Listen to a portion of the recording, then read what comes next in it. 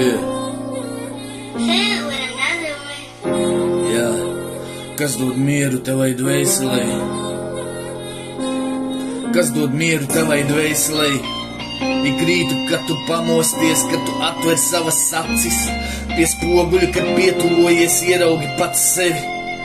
Vēl nezini šīs dienas plānus un kas tevi sagaida. Kas dod mieru tavai dvēselē šajā dienā? Gars ir stiprs, miesa vāja, dzīšanās pēc dzīves lepnības, miesas kāris, naudas izvērtības. Vai tas dod mieru tev un tavai dvēselē? Kas dod mieru tavai dvēselē? Tavs spēks, tavi ieroči, tavs raksturs, tava ietiepība. Neliec cerību uz pistoles, pistola var ieķīlēt.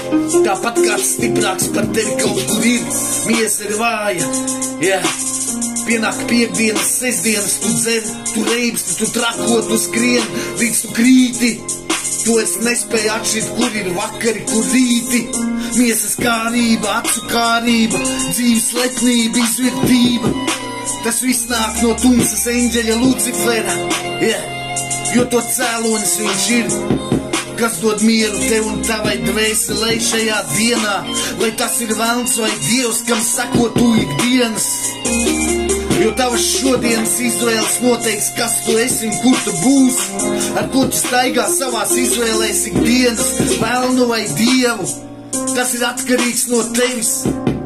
Tas noteiks, par ko tu kļūsi, kam un kādu līdzību tu gūsi.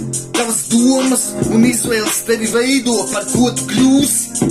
Bīsties Dievu un ievēro viņa baušļus, jo tas ir viss, kas no cilvēka tiek prasīts. Es zinu, nav viegli staigāt ar Dievu. Es zinu, nav viegli meklēt Dievu. Es zinu, daudz tiek prasīts no tevis staigāt kopā ikdienas ar Dievu, bet meklēt Dievu, tic man, būs vieglāk. Dievs tev palīdzēs. Ja tev smagums dzīvē sakrājies uz pleciem, lūdz Dievu, Dievs tevi atbrīvos, viņš tev palīdzēs, viņš tevi izglābs. Saku no pieredzes tev, meklē Dievu, kamēr viņš ir pieejams šajā dienā vēl. Yeah. Kas dod mieru tavai dvēselē? Gars ir stiprs, miesa ir vāja, neliec cerību uz pistoles un sevi pistola var ieķīlēt. Yeah. Staigā kopā ar Dievu, meklē viņu šajā dienā, yeah.